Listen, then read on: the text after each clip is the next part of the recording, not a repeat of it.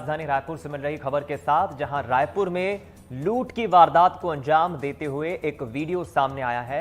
रायपुर का यह वीडियो आपको दिखाते हैं, जिसमें देखिए आप बाइक सवार दो लुटेरे नजर आ रहे हैं और बाइक गिराने का नाटक कर गली से गुजर रहे पिता पुत्र से मदद के नाम पर वो लूट की कोशिश करते हैं।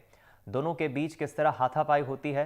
हालांकि बाप बेटे जैसे तैसे बदमाशों के चंगुल से भागने में कामयाब होते हैं, लेकिन ये तस्वीरें बताती हैं कि रायपुर में बदमाशों का खौफ किस तरह से है। फुटेज में आप देखिए, दो बदमाश हैं जो लूट की वारदात को अंजाम देते हैं और दो लोग जो हैं, एक पिता और एक उसका बेटा पुत्र उसका नजर आ रहा है, जो संघर्ष करते हैं।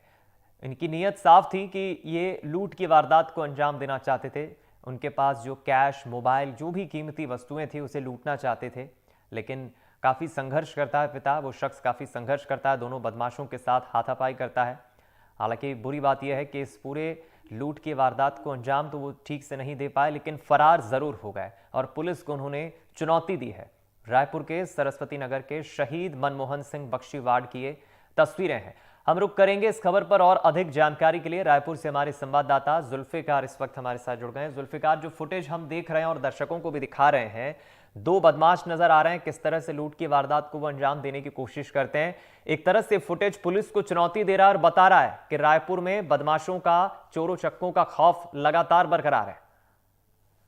हाँ बिल्कुल दीपक, जिस तरीके के फुटेज सामने आए हैं और फुटेज अगर सामने नहीं आए होते तो बात कुछ और होती, लेकिन जब फुटेज सामने आए हैं तो ये रायपुर पुलिस को भी एक चुनौती है बदमाशों के द्वारा कि उन्हें खौफ नहीं बचा है। क्योंकि अगर देखें तो रायपुर के अधिकांश इलाकों में जो गलियां गुजरती हैं वहां पर किसी न किसी रूप में सीसीटीवी फुटेज लगे हैं, ट्रैफिक पुलिस के भी सीसीटीवी कैमरे लगे हैं, तो उसमें बहुत सारी चीजें कैद हो जाती हैं।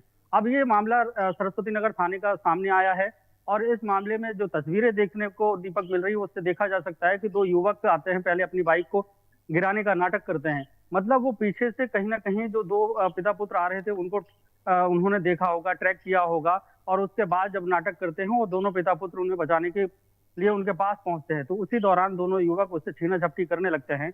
लेकिन क्या उन्होंने उनसे मोबाइल छीना, पैसे छीने, चैन छीनी, क्या छीना, ये तो अभी पता नहीं है। क्योंकि पुलिस का ये कहना है कि अभी तक उनके पास तो ये कोई भी शिकायत नहीं आई है। सीसीटीवी फुटेज उनके पास आया और सीसीटीवी फुटेज के आधार पर वो कोशिश कर रहे हैं और ट्रेस करने की कोशिश कर रहे हैं कि आखिरकार बदमाश कौन थे और इसके साथ साथ जो वो पीड़ित पक्ष कौन है जो इसका शिकार हुआ है।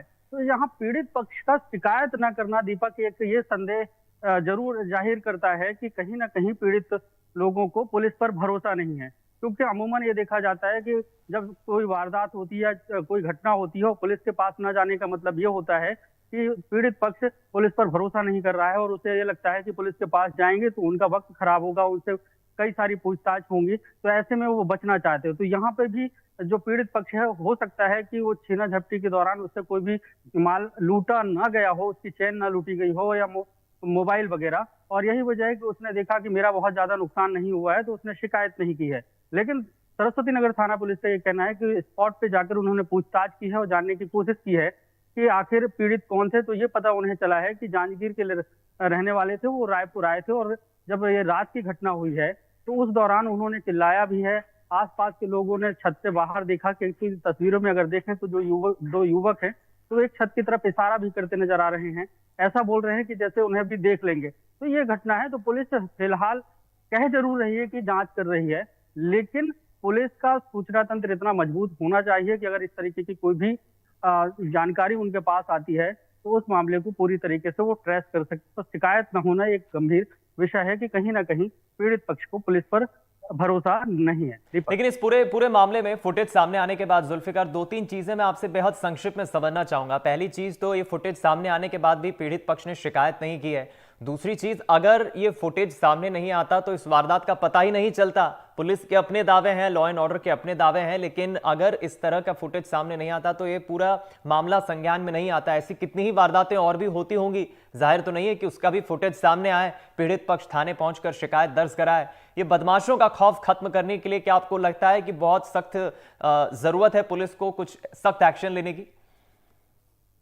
हाँ बिल्कुल दीपक, जब तक बदमाशों पर खौफ नहीं होगा पुलिस का तो इस तरीके की वारदात होती रहेगी। और इस तरीके की वारदात पहले भी होती रही है, लेकिन बहुत सारी ऐसी वारदातें हैं जिनको वो जाहिर नहीं हो पाती। लेकिन अब टेक्नोलॉजी ज्यादा एडवांस हो चुकी है। लोगों ने अपने सुरक्षा के लिए अपने घर के सामने सीसीटीवी कैमरे लगाए हैं, और इन कैमरों की वजह से बहुत सारी ऐसी तस्वीर सामने आती हैं जो विचलित करती हैं। ये भी तस्वीर जो सामने आई है वो एक समाज के लिए ये कहा जाए कि एक बहुत बड़ा प्रश्न है, क्योंकि अमूमन भारतीय समाज में अगर कोई भी व्यक्ति अगर कहीं से गुजर रहा है और वो किसी को परेशानी में देखता है तो वो मदद के लिए रुकता है। और अगर बदमाश इस तरीके के हथकंडे अपनाते हैं कि खुद गिरने का नाटक करते हैं, लोग उनको मदद करने आए और मदद के बहाने में वो उनसे लूटे, तो इस तरीके के वीडियो जब समाज में फैलते हैं तो इससे लोगों का विश्वास कम होता है और लोग मदद करने से भी कतराते हैं। क्योंकि इससे पहले भी दीपक देखा, कई सारे ऐसे वीडियो आते हैं, लोग गुजरते जाते हैं और घटना होती रहती है और कोई भी उस पर रिएक्ट नहीं करता।